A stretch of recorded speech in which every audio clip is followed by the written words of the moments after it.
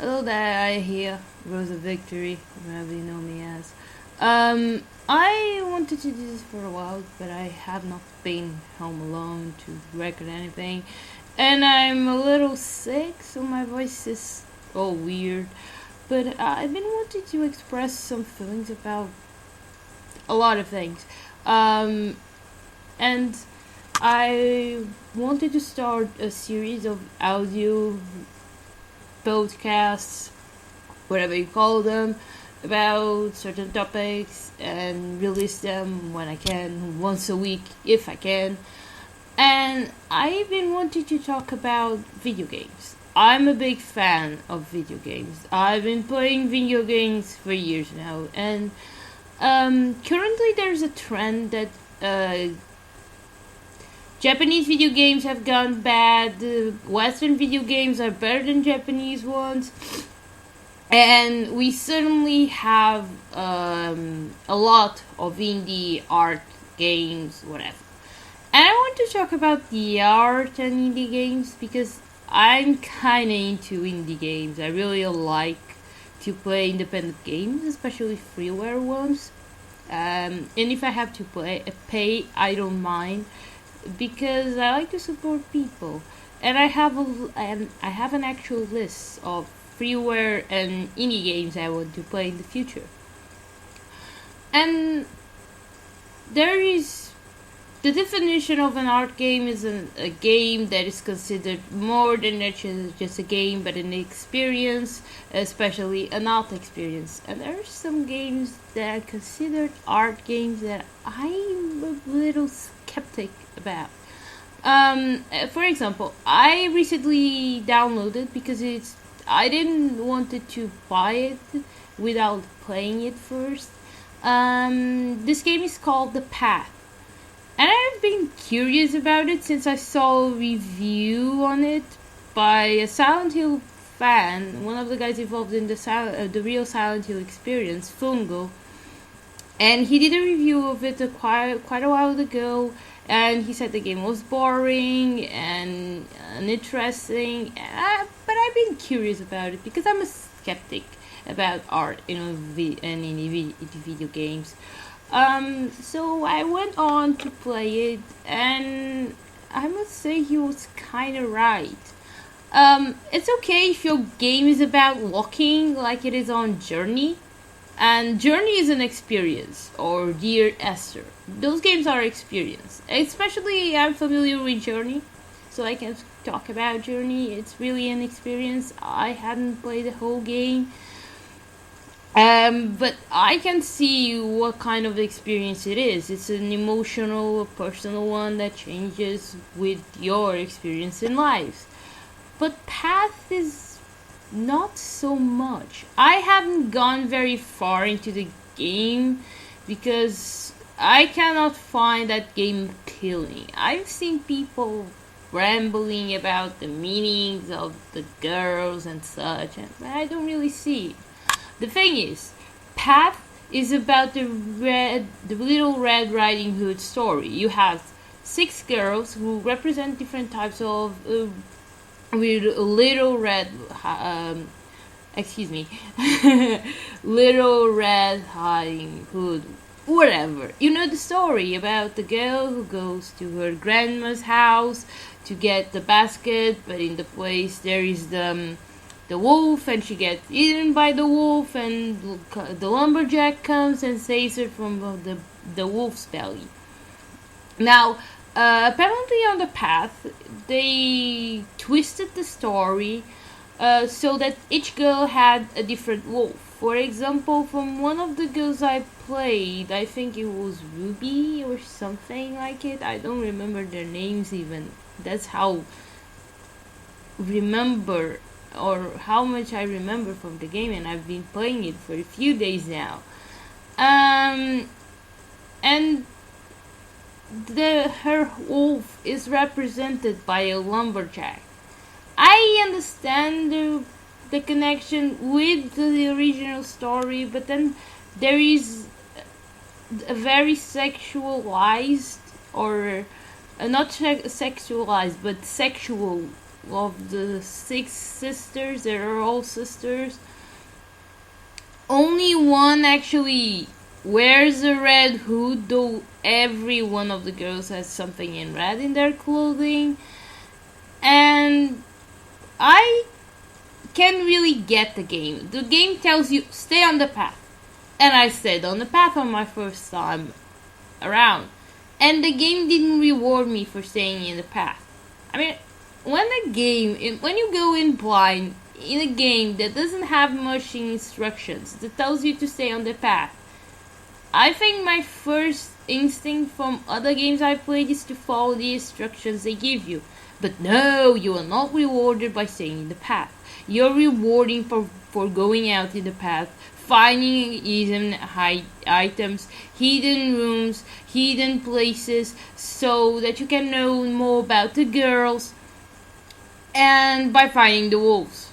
The more wolves you find, the better, even if they are not the wolves of your respective girls. I don't know much about the girls either. I don't know much about the wolves or the other characters in the game, because apparently there are more characters in the game. And the music, it's very repetitive. The only thing I liked in the game was the visuals, especially in Grandma's house. They were quite claustrophobic, and the visual effects that they give you when you go through the woods, and the frame in which they present the game, that was quite nice. But the rest is very empty. I see where they were going, but it looks like there's something missing. I mean, a game that is just about walking, especially in first person, it must have something else other than walking and keeping your character in or outside the path. There is something that is missing, I think, in this game. I don't know, maybe it's voice acting, because the game doesn't have voice acting that I've seen. And that, I mean, the Journey doesn't have voice acting either, but it's mainly a co-op game. You can do a co-op without talking with the other person. You communicate with the person but without talking. And the path doesn't have such a thing. It looks like an older video game for the PC, because it's for the PC, but I think it's from 2010, which really amazes me. Maybe it's because it's an indie game, the graphics aren't so good, but Dear Esther has quite good graphics. I mean, for an indie game. And usually indie games have very stylized graphics, like Edmund Macmillan's game, any of them, Binding of Isaac, Super Meat Boy, Time Fuck, Coil, Cunt, any of them has a very stylized look, a very Edmund, look, because he does the art for the game.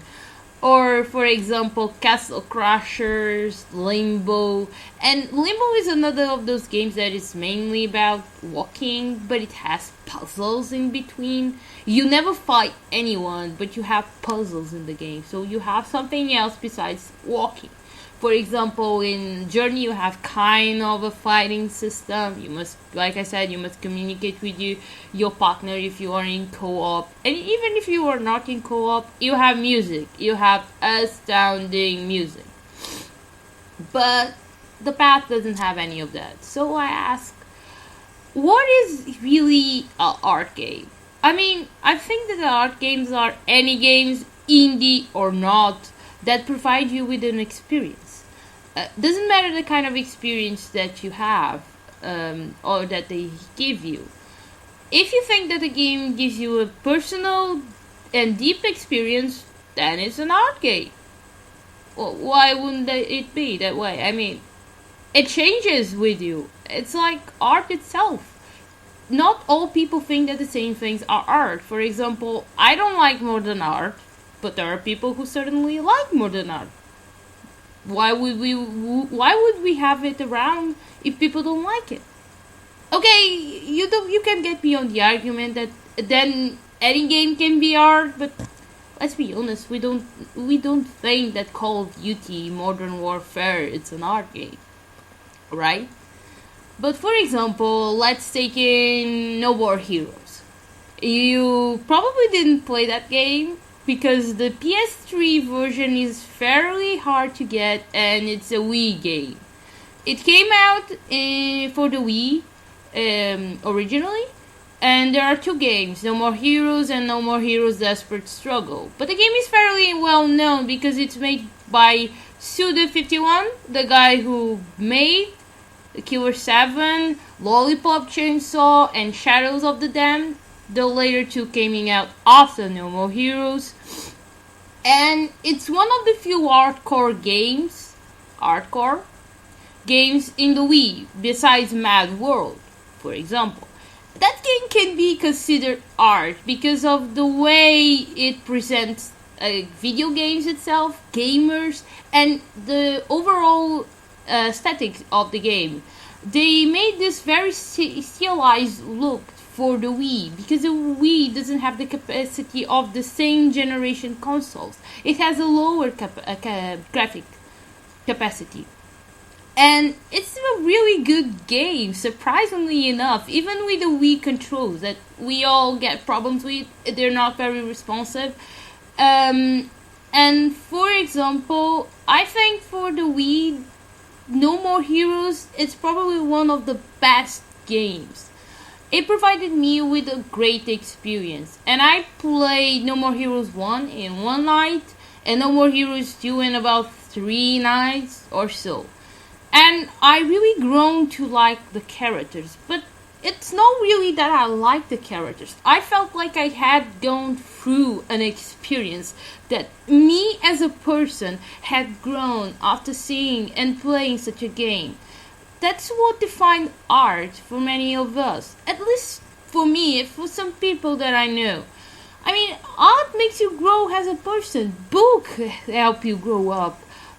Paintings itself. I mean, you get so much culture for them, even from games. I mean, when you go without knowing what an otaku is, and you go play No More Heroes, for example, you learn what a real otaku is. It's not a play around self-proclaimed otaku. Travis Touchdown, the main character of the No More Heroes series, is an otaku. That's all he lives for.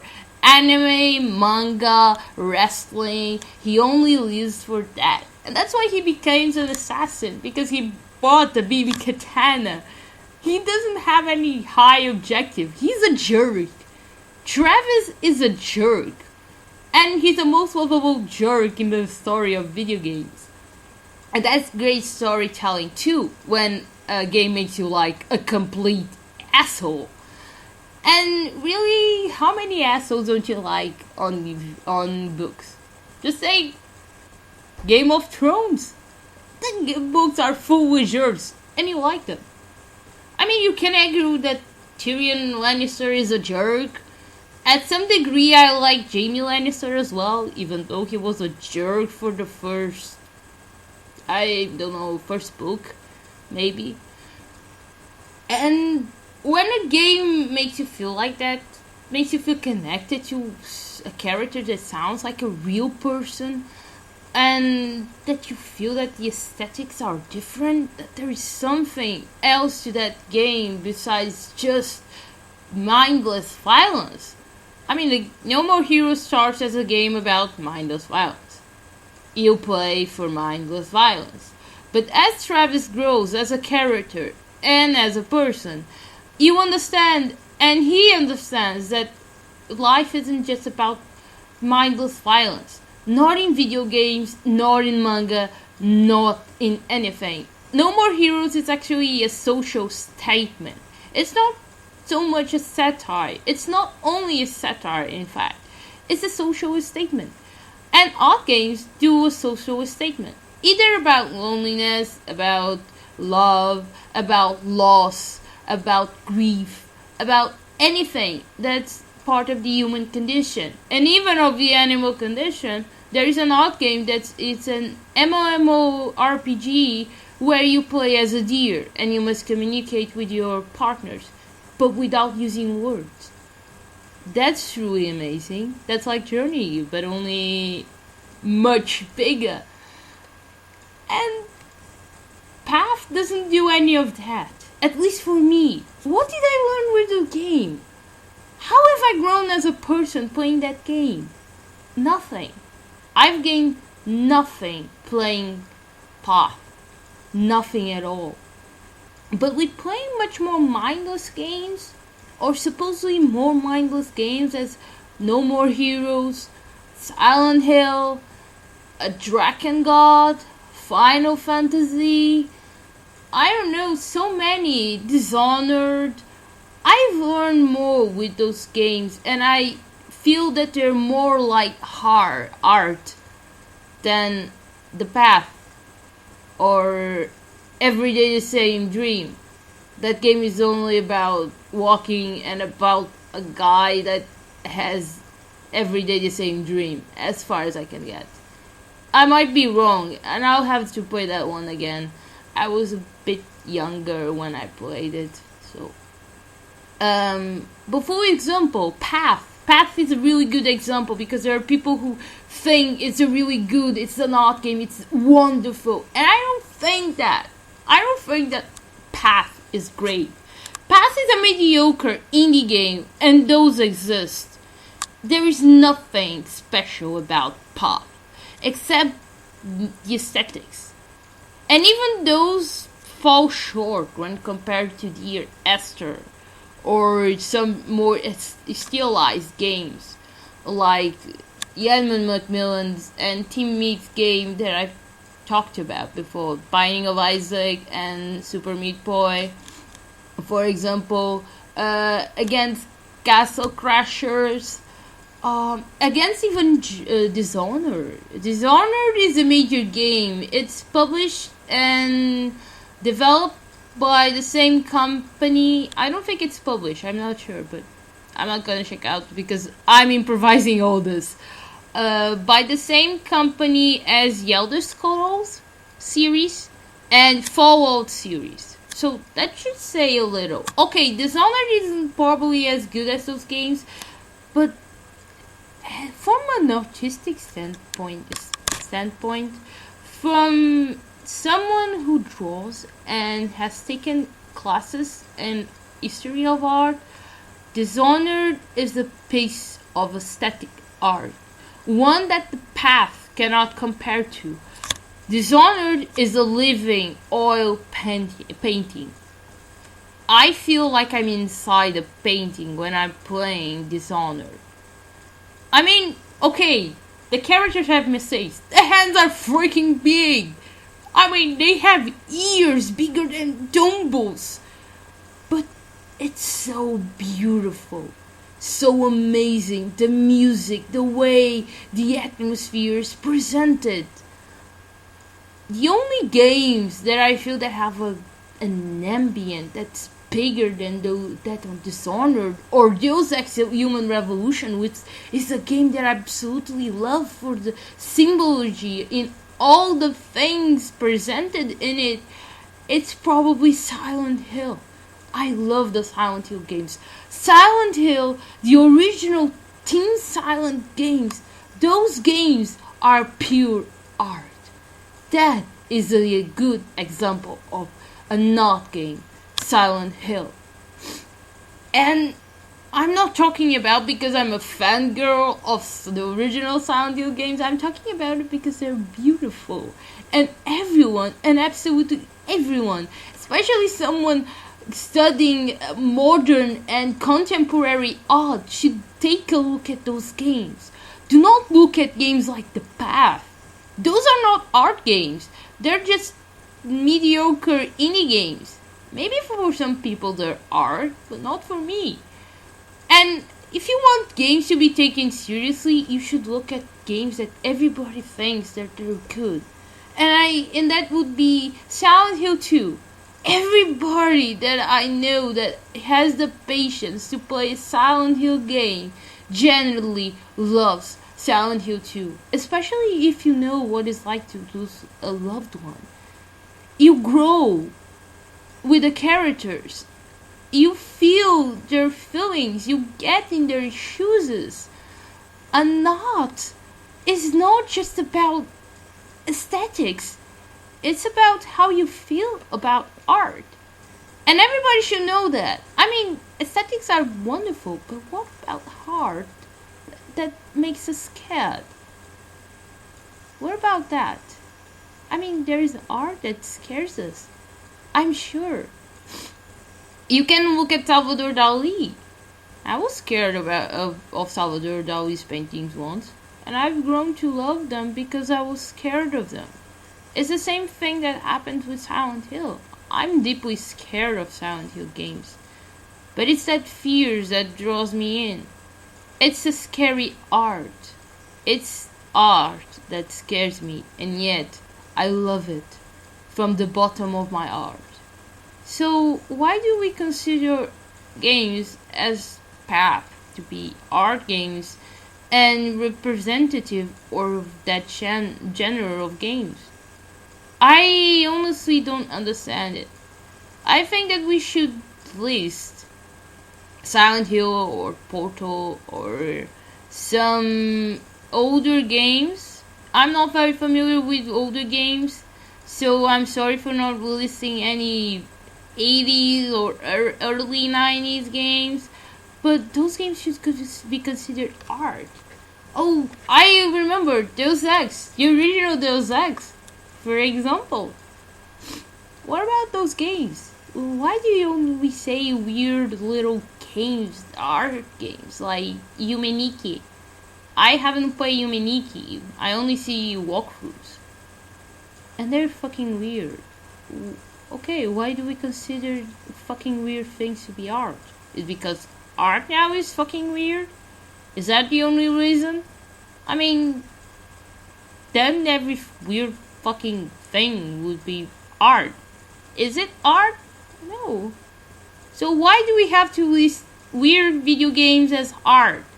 Why only video games with great interpretation or that leave us room to interpret it can be art?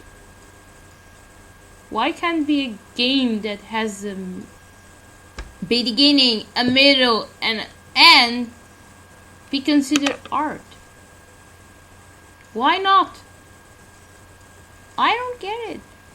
Enlighten me, please. Can you? I don't know. I don't know if anyone can. I'll be waiting though. If you know the answer, please tell me. I want to know why you consider the path to be an art game and what games you consider to be art. I'm extremely curious about this because I don't get to talk about this topic with a lot of people, because a lot of people that I play games with or that play games too are only focused on the gameplay and the aesthetics and the story. And really, you have to take those things in consideration to consider a video game art. But what games do you consider to be art? What games have helped you grow up and have give you new experiences? And why they give you that? I explained why No More Heroes has helped me. Oh, not helped me, but why I think No More Heroes is an experience more than the path. So, tell me everything you think about this, and then I'll try to make a follow-up audio track so I can talk more about this topic, because I really love talking and I really don't get that much chance to talk about these things. So, tell me what you think, comment on this topic, and I'll see you again next week if I can. Okay? Bye!